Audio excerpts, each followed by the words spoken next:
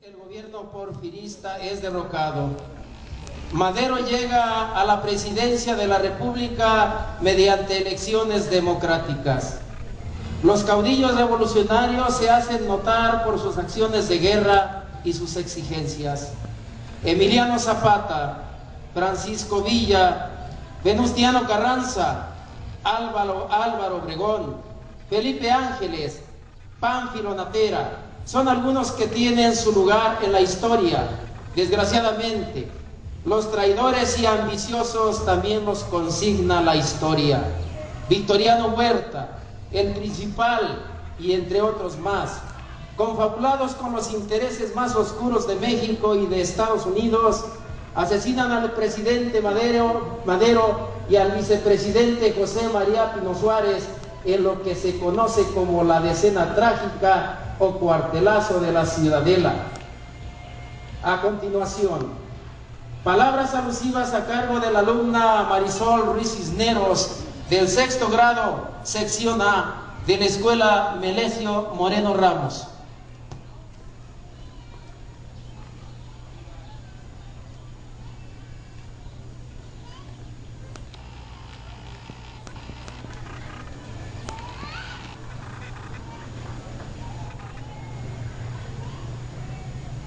La Revolución Mexicana.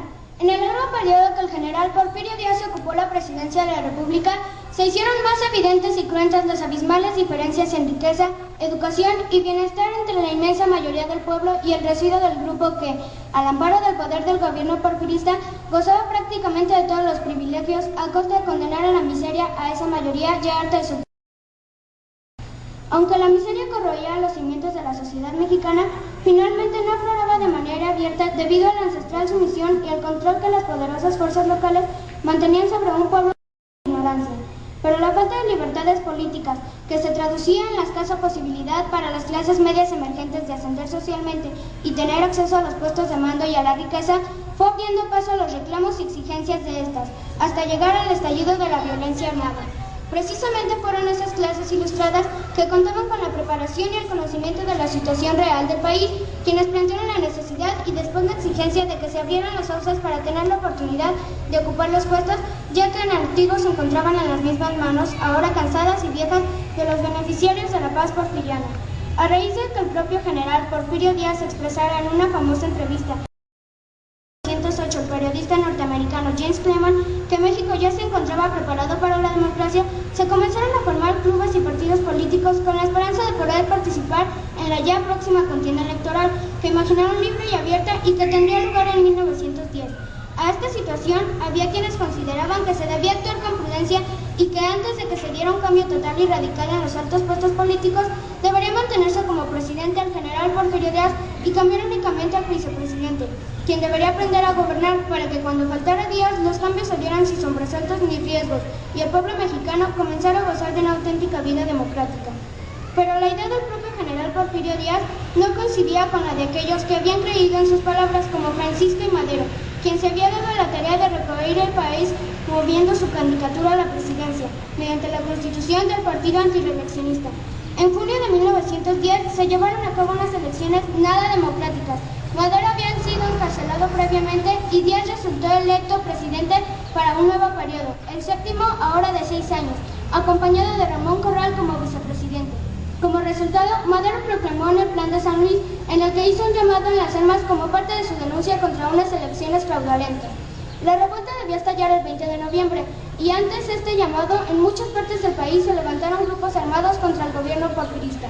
Los hermanos Cerdán, en la ciudad de Puebla, se encontrarían entre las primeras víctimas de la represión de las fuerzas federales, cuyos esfuerzos finalmente resultaron infructuosos para detener el movimiento revolucionario, al que se adhirieron personajes como Pascual Orozco y Francisco Villa, entre otros. La revolución maderista se fue extendiendo con gran parte del país, tendiendo al norte como escenario de importantes triunfos, con lo que el ejército porfirista, a pesar de que en el fondo permaneció casi intacto, fue derrotado. Así, el general Porfirio Díaz se vio obligado a presentar su renuncia a la presidencia y tomar el camino del exilio, mediante la firma del Tratado de Ciudad Juárez el 21 de mayo de 1911. De esta manera, se puso punto final a una época de casi 34 años del ejército del poder unipersonal. para abrir paso, no sin dificultades y contradicciones, a otra etapa de la historia mexicana en la que se trataría de hacer efectivo el lema maderista de sufragio efectivo, no reelección.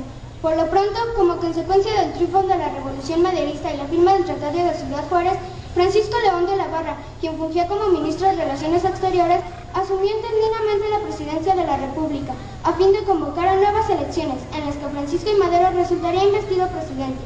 Desde el mismo momento en que triunfa la revolución convocada por Madero, se comienzan a generar problemas al interior del grupo revolucionario, lo que aunado omisiones, errores, promesas no cumplidas, darían por resultado que la revolución no lograra avanzar y profundizar como deseaban sus iniciadores. Este periodo revolucionario culminó inclusive con el asesinato de su principal promotor, Francisco I. Madero, a quien se ha dado de llamar con justicia el mártir de la democracia.